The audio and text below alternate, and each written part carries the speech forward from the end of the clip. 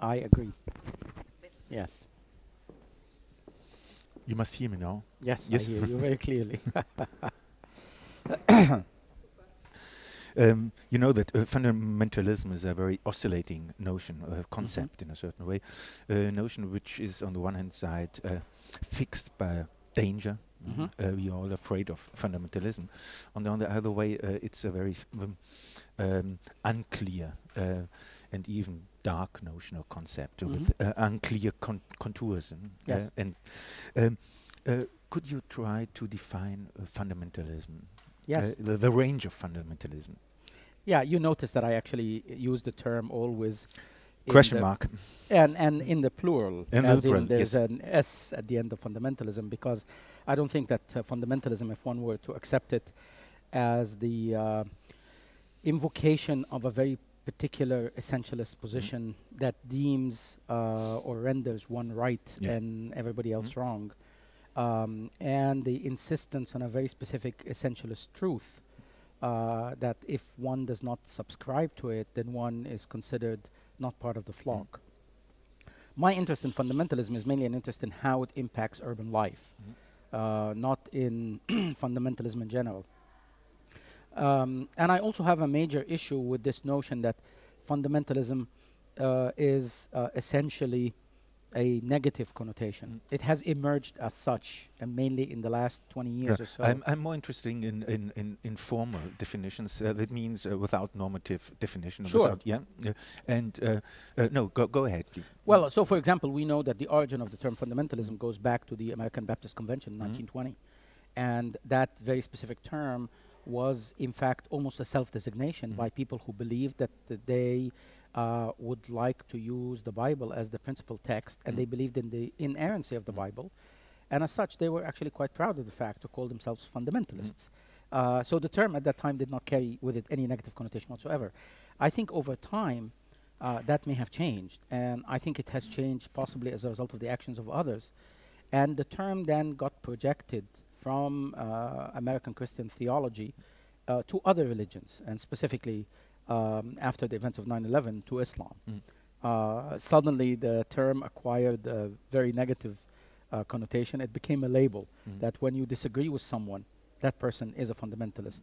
Or when you cannot tolerate someone, or when you feel that someone cannot tolerate you, then that person is a fundamentalist. But nevertheless, there's a certain distinction between radicalism and fundamentalism. Yes, absolutely. Where would you say is the line of demarcation? Yes, I would actually even make the distinction not simply between radicalism and fundamentalism, because radicalism exists in every single aspect of life. It exists in politics, it exists in the academy, it exists in social interaction between people, it exists in love, it exists in behavior. So I would make a distinction more between fundamentalism and ultra-orthodoxy, if you will. So an ultra-orthodox is someone who literally engages in practices of his or her own religion, or sometimes even his or her own social milieu, in a manner that requires a degree of withdrawal from society, where the observation of the religious ritual does not in any way impose restrictions on others in public life, and specifically within the scope or the arena of the city. Like Amish people, for example? Well, I mean, the Amish is a very good example. The Amish are ultra-orthodox in a sense, or ultra-traditionalists, or ultra-conservative. I find it very difficult to describe them as fundamentalists. And I don't describe them as fundamentalists because, one, they, in fact, prefer to withdraw from the city and live in rural areas. They do not necessarily challenge the state. Their understanding of the nation is that the nation exists almost outside of their community. They do not go about enforcing their own will on other people. They do not try to convert people. And they do not create situations, except in their own isolated communities, where other people who do not belong to their religion and their religious practice would feel extremely uncomfortable. Okay.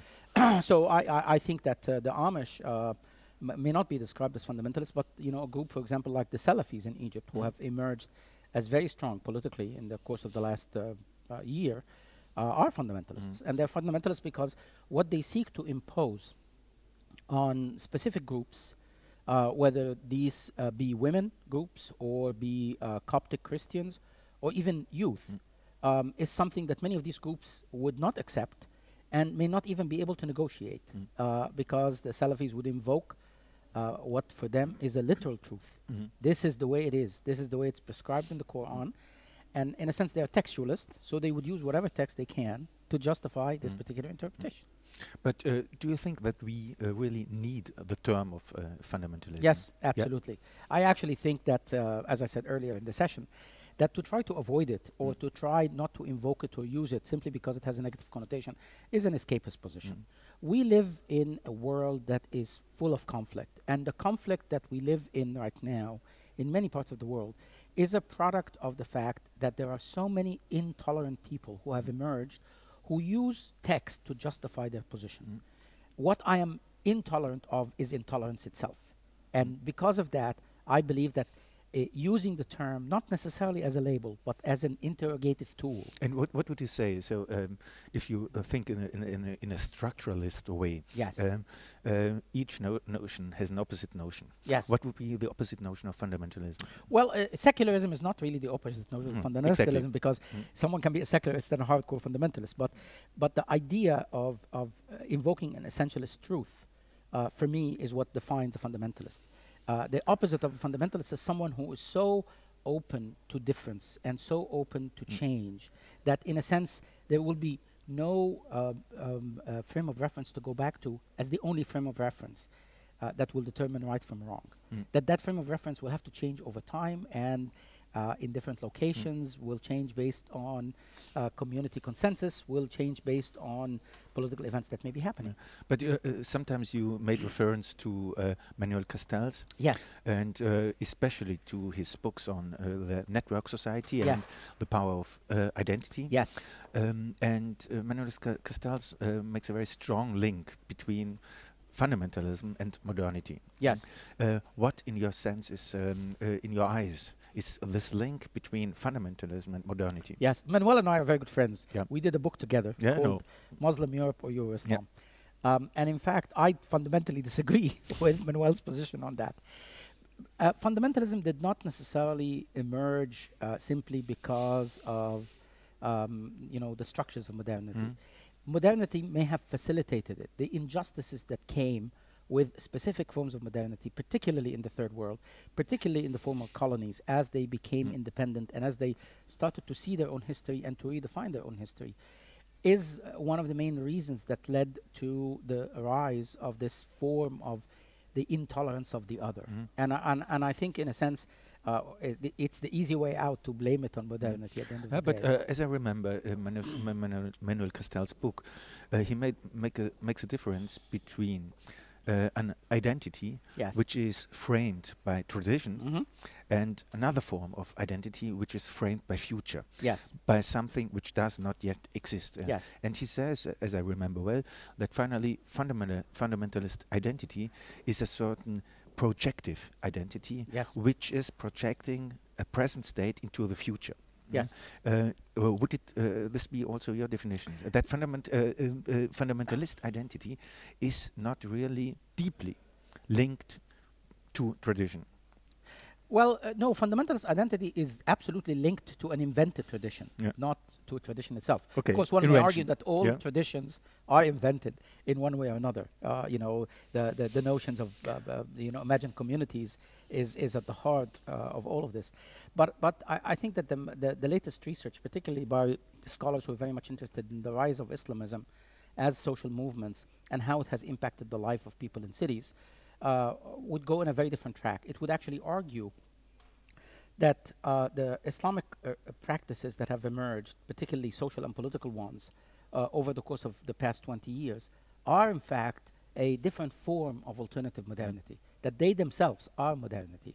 They are the response to not only the grievances, so on and so forth, which are absolutely there, but they are the main social mechanism by which people who have been isolated from their own history are being able to reimagine this history and operationalize it for their current performance, so in a way to imagine that future. So finally, you couldn't describe fundamentalism without describing globalization. What would you say? At some level, that is true. I would again make a distinction between the origin of the term itself and how it has emerged over time, and how globalization and global practices, and in fact the rise of the network society, allowed that term to literally travel around the world and acquire different meanings in these different locations. So, you know, a fundamentalist in one particular locale may not actually be viewed as negative by his own people. To the contrary, may actually be viewed as someone who's so righteous and who's a hero. But the same actually applies to a terrorist. You see, that's the problem. So there are several lines that can be drawn. One line is between ultra-conservative fundamentalist, and the other line is between a fundamentalist and a terrorist. Absolutely. And I think that the fundamentalist is someone who imposes and wants to impose his will on others, whether they like it or not, from the perspective that it's righteous. A terrorist is someone who imposes that will, but imposes it through violence. But the first time after having left Cairo and Egypt, the first time you re-entered to Cairo, you described a very interesting scene. Yes. This is a scene, even narrative scene, where you met for the first time the Islamization of this biggest city, greatest city of Africa. Yes. Can you describe this scene? What happened there? The scene that I actually used in the conference and I was talking about is a very simple scene. I go to Cairo, and when I go to Cairo, I meet friends. So I had agreed to meet with a friend on a Friday morning in some cafe close by. I went out, met the friend, and on my way back to the house that my mother still lives in, which I lived in as a child, I actually could not go back because people had already spread the prayer rugs and were waiting you know, to hear the sermon, the khutbah. And, you know, it's not that I was offended. I thought, well, what am I going to do here? And of course, I mean, this phenomena of these mosques that have emerged in garages, mainly in basements, was mainly facilitated by the fact that the government allowed for quite a lot of tax exemptions for owners of apartment buildings who were allowed to convert these garages into mosques. They're not really mosques because they don't even have the clergy that come with a mosque. So people volunteer to be the clergy of that mosque. And this is happening at such a rapid rate that, in a sense, the population of Cairo doubled in the past 40 years, almost since the time of Sadat. And the number of mosques in the city quadrupled in exactly the same 40 years. So you could say like Google and Apple emerged from garages. Islamism emerged from garages. Absolutely. Oh, absolutely. Absolutely. And in fact, I think Islamism has managed to also hook itself up to neoliberalism, just like Google and Apple managed to hook themselves to the market economy. That's where I see the analogy. But in any case, so let me stop there. Could you explain this analogy between market and yeah, I'll come back to it after I finish my story. So I decided, okay, well, what do you do? So I decided to walk to another street where I could also go back to my family house. And I walked to that other street, which took me a good 10 minutes to get to, and I discovered I still can't go through because there's another garage that has become into a mosque. And so for me, when a phenomena is so powerful, one has to submit to it. So I, you know, despite being not submit religious, means to accept it as reality. Absolutely, to accept it as it is. I took off my shoes, and I had not really sat in a prayer for a very long time. I took off my shoes, sat there with people. Heard one of the most anti-Western, anti-Semitic sermons I've ever heard in my life. Of course, I haven't been hearing them, but you hear them in the street when you're even walking. And the minute that the sermon was over, I could then pick up my shoes again and penetrate through people who were standing up to start to pray. And finally, I could actually walk back to my house. That incident just reminded me of how much the city has actually changed. But it also reminded me of who has the right to the city. And at what point in time is it completely legitimate for the city to be taken over by groups? Now, I celebrated this transformation. As someone who studies cities and urbanism, I actually loved it. I love to see this change going on and to be part of it. Yet at the same time, I also had to interrogate it. What does it mean for people, in this case, particularly for the Coptic Christians who constitute a good, 10% of the population of the city? What does it mean for them that everything has to stop? It's exactly like the incident that happened in the Egyptian parliament, where one of the parliamentarians decided to stand up in the first session of parliament, and when the time for the adhan and for the prayer came, he called the adhan in the middle of the parliament. What he was doing is, in fact, imposing his will on every other parliamentarian including the 75% who happen to be Muslim and very observant Muslims as well, that we have to stop every single activity to go to prayer. He was actually berated by the Muslim Brotherhood, who did not want to send a message to the country that we're actually taking the road of Saudi Arabia. That was, in a sense, the moral of the story. But coming back to this situation to the situation in big cities, and you make the link between markets on the one hand side and Islamism on the other hand side. Yes, I make that very specific connection because the history of success of Islamic movements, where they have succeeded in different parts of the Muslim world, has always been coupled with a degree of acceptance of neoliberal strategies and the engagement in a very specific market economy. So, for example, one of my colleagues at Berkeley, in fact, specializes in how is it that the AK Party in Turkey is the strongest neoliberal instrument in the entire history of Turkish politics. That, in a sense, if they have to choose between supporting the economy through neoliberal devices and imposing very specific Islamic ideas, they would choose the former, not the latter. And one can actually argue that their success has been that they've managed to lift up the economy in a way that people almost forgot that they're Islamists. The Muslim Brotherhood harbor a very similar sentiment. In fact, the current party, Peace and Justice Party, is one that is based on the idea of encouraging people to get wealthier. It is almost the same old Reagan-esque belief that wealth will trickle down. And what we have to do is liberate the economy, a very neoliberal attitude, in a way that will benefit everybody. But there are several questions which are very closely linked to your recent statement. The first would be, and this is a question, this sort of fundamentalism is a metropolitan phenomenon. Yes. Would you say? That was what my book was about. My book was, in fact, an interrogation of whether it is an urban phenomenon or not. And it was also an interrogation of when does it become a phenomenon that has a grave impact on the urban condition. Cities have always been the arena of almost every single form of social interaction. So it is natural for cities to be the hotbed of fundamentalists. However, one of my own discoveries in my own work is that one cannot really isolate cities from their surroundings. Where fundamentalism seems to have succeeded is where the fundamentalists themselves, who may reside in cities, established a specific relationship between the city and its hinterland.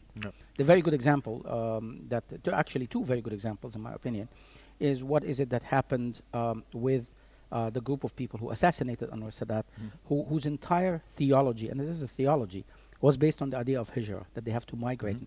What they did is they went to the desert, and they went to the desert where they concocted more philosophical ideas, if you will, about the practices of religion. One that justified for them the notion of assassination, that they would do un-Islamic things to achieve Islamic goals.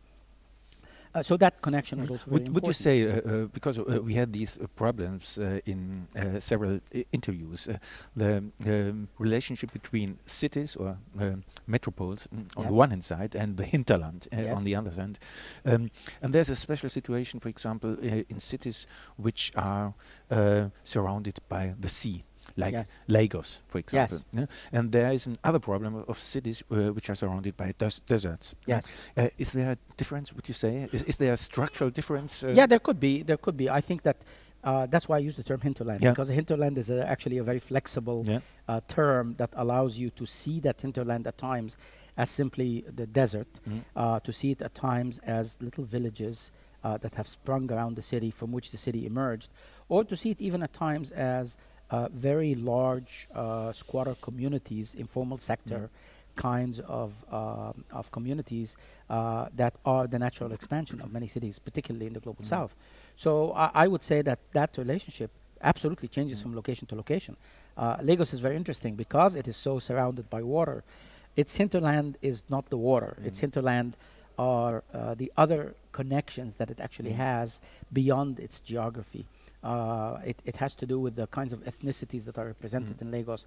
It has to do with the religions that are represented in Lagos, so on and so forth. So it becomes an arena where you see this conflict, although more recently we have been seeing it in parts of Nigeria which have a very specific hinterland, where you have rural villages, you have hardcore Islamists that have emerged in these, and then the smaller cities that are up in the north. But nevertheless, Lagos was a sort of a place of circulation, of traffic, etc. And I think in surrounded by desert, there's another structure of the city. Yes, it's not a circulating city. It's not a traffic.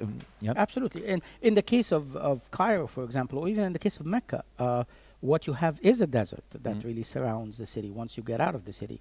But what you have are smaller towns, which in a sense do serve as the first stop for many immigrants before they move to the big city.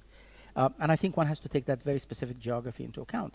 The other example, which for me is also very important, is the example of what the group of Wahhabis who took over Mecca in 1979 did in the siege of Mecca. At the same time as the Iranian revolution took place. Absolutely. Happening at the same time.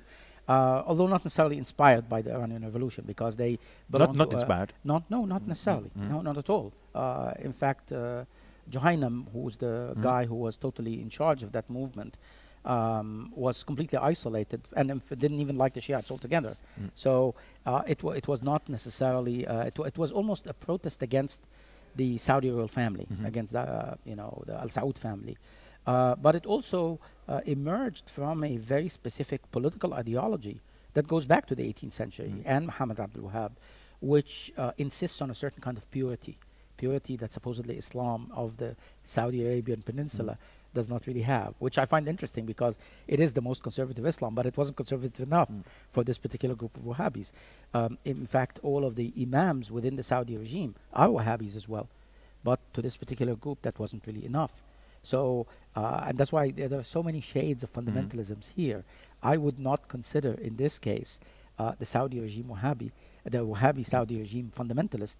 I would consider those that attempted to overthrow them through violent action, the fundamentalists in this case. Okay. So you're concerned with the history of cities, even modern cities. Absolutely. And there's a very classical history or even narrative of the emergence of modern cities in Europe. This means in the Middle Ages, the city was the place or space of freedom. And the city was surrounded by a wall. In the 17th and in the 18th century, all the walls went down, and cities have suburbs. There's a certain exchange between periphery and center of the city, etc. And these cities were also the centers of secularization, of modernization, etc. Should it be necessary to rewrite this history by the new emergence of Islamism, fundamentalism, even Christian fundamentalism, by these new global cities like Kinshasa, like Lagos, even like Cairo, as you explained it? Should we rewrite the history of cities? I don't believe that we really need to rewrite the history either of these cities or even the history of urbanism. The history of urbanism that you referred to specifically is, and still is to some extent, the basis of much of urban theory. Urban theory was often understood. In fact, the medieval cities was the ideal city. It's the a sort of ideal city. Yes, I mean the air of the city is what makes one free, and being able to live in a city for a day, establish certain rights that you could not really later be denied. I think that the discourse about cities, which emerges from the Middle Ages in Europe specifically, is somewhat unique to Europe, and in a sense it has been generalized to other parts of the world in trying to understand the history of Southeast Asia or South Asia or the Middle East, and that didn't really work. But we have enough historical research now that has overturned this, so that doesn't really concern me as much. I think what is more interesting precisely is if in fact living in the city and being an urban citizenship is what gave you certain rights way back in the Middle Ages, and that actually continued all the way through the Renaissance. What happened with the rise of the nation state was that belonging to the nation state is what gave you these kinds of rights. That is a fundamental transformation that occurred starting from the latter part of the 19th century in countries of both the global north and the global south. However, and for me, I actually see this as the fundamental difference. What fundamentalism has done is it has reinvested issues of citizenship but in a very different kind of citizenship in cities again. And not necessarily in cities. And which kind? This would be very interesting. In different parts of cities. So, you know, for example, when you look at religious groups, which are social movements, manage to invest their own energy in organizing neighborhoods in parts of Cairo, particularly parts of the informal sector of Cairo, in a way where people's allegiance to the neighborhood far exceeds their allegiance to the nation from which they carry its passport. For me, is an indication of a change in the rules of citizenship. Because you don't really carry a passport that says, I belong to the Islamic Republic of Mbaba, an entity that, you know, existed for, you know, a good 5 or 6 years, and an entity during which time, if you belong to it and you subscribe to this particular political regime, in fact, you've managed to gain quite a lot of power. You believe you live in a state, in this case, which represents your ideology, and in which you have a voice, and in which the government of it respects your rights, and you respect its authority over you. And I think this is what one is likely to see more of in the 21st century, as people retrench and discover that the nation state is not giving them as much. And I think also this trend, if I were to you know, be extremely speculative here, is happening also with the bigger unions. It's happening with the European Union. The big discussion of whether Greece is going to split from the Eurozone or not is not just only about economy. It's also about the fact that the return of the drachma makes the Greeks less European than everybody else. And it is possible that this could happen. And so this, for me, this fragmentation is not only happening at the level of the city, it may be also happening at the level of the nation. But nevertheless, there's a Western point of view in which the city is, in certain way, the ground of modern concepts of the state, for example, institutions, etc. And what you mentioned now, it's the opposite. Yes. The new cities, Yes. the global cities, are the ground for an imploding state structure. That's absolutely correct. And what does this mean? So, which structure is likely to split out. Substituting the state structures? Well, I'm not really sure that there are today that we've reached that point of these structures emerging and evolving to a point of that substitutes that. But the argument that I would actually make is that if you look at what globalization has actually done to cities, it even invoking the work of someone like Castells, it has created very specific networks where there are some cities that exist within certain nation states whose connections to their surroundings, whether it's the smaller cities around them or the rest of the agricultural hinterland or even the economy of the states in which they exist, is much weaker than their connection to other cities within that very specific global economy. I would say that the flip side of that are all of these cities that are not part of this global economy whatsoever, and that even when there's a possibility for them to become part of that global economy, they are so left out that they almost have to depend on their own resources and retreat to exist within a very specific locality. This notion that globalization has impacted everybody in the world is utter nonsense. It has impacted many, many people in the world, but there are so many people who have not been impacted by globalization whatsoever, and they live precisely this kind of life, and it is within those particular communities, whether they happen to be urban or not, where you are likely to find these new forms that substitute for state authority. And if you would argue like an oracle, on which city you would put your eyes to see the future? Oh, that's a very difficult question. But you see, there isn't a single future here. There are multiple futures, and some of these futures are going to go in very, very, very different directions. If I were to choose one city which interests me tremendously, and one city where both the global north and the global south absolutely intersect, and one city where you see quite a lot of these trends that we discuss in the third world, but exist also in the first world, I would definitely choose Los Angeles. Los Angeles as a city is so powerful in its individual communities. Each of these communities can easily represent a city elsewhere around the world. How Los Angeles exists and how it functions as a single entity is also very interesting to see, but how it functions as multiple entities that have no connection to each other. This is, of course, the work of the Los Angeles School of Urban Geography. And in a sense, even though I don't necessarily subscribe to the school of thought, I think that what Los Angeles has done is it has completely overturned, and I'm talking about both the city and the urban theory that emerged from it. All of our notions of how cities grow and how cities continue to function, all the way from the origins of urban theory and Chicago school. But wasn't or isn't Los Angeles a past future?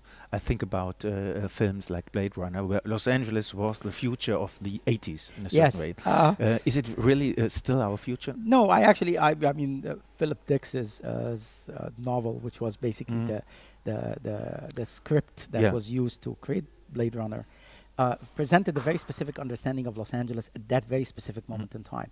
The Los Angeles of today is not the Los Angeles of Philip Dick anymore. It is infinitely more complex. It is infinitely more mature. It is very fragmented. It is splintered as urbanism, but it's not really splintered as urbanism in the fashion that we see elsewhere. So Los Angeles has a lot of gated communities, of course, but gated communities now exist in Cairo and Istanbul and every other big city around the world. Absolutely.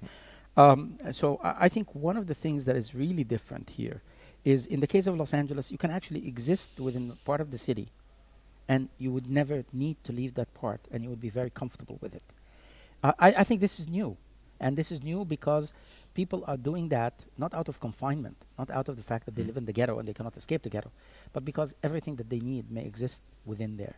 Now, of course, there is a very important dimension to this, which has to do with the fact that Los Angeles is very racialized, it's very ethnicized. You have many people who live in Los Angeles who don't speak any English but speak Spanish. But the thing in Los Angeles is that you can actually function extremely well in the city, almost anywhere in the city, if you speak only Spanish. What this has also done is it had required the dominant majority that spoke English to start to think differently about language. So we don't have this discussion of whether English should be the official language of a city like Los Angeles anymore. In fact, this is a dead argument today.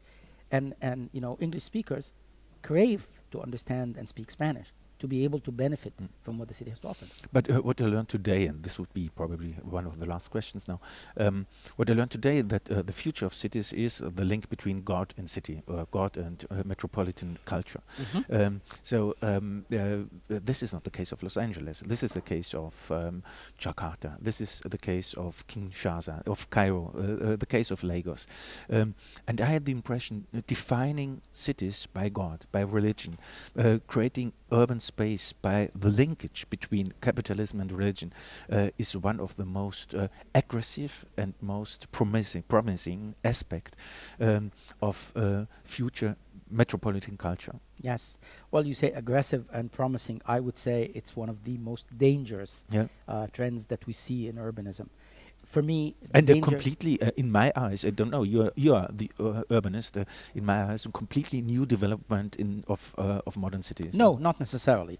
Maybe within modernity, but the notion that the idea of cities of God has always existed, and the idea that we will go out and cultivate the landscape into urban areas. I mean, Islam was about that. Islam is an urban religion. Islam could not have conquered in less than 150 years the territory between. But Christianity wasn't an urban religion. Well, Christianity was not an urban religion, but Islam was, and because of the fact that Islam was an urban religion, you had a concept that emerged called the Islamic city that was so operative in even trying to understand what the cities of the Middle East were like in the 17th century and the 19th century, so on and so forth. But going back to your main issue, yes, I think that the trend that you're talking about is absolutely happening. It's not happening everywhere, and it's not necessarily happening in a manner where all cities are going to be cities of God. No, there will be some that will be that, and there will be some that will not be that. And in fact, I think what you are likely to see is an escape. People who don't like to live in the city of God will probably go to the city of Satan if they think that Satan is actually there. And at the same time, you'll actually see the exact opposite. Individuals who seek redemption will go to the city of God. I think it's this exchange that is going to make the 21st century an extremely interesting century for urbanists to watch. Congratulations. Thank you. And thank you very much. It's a pleasure.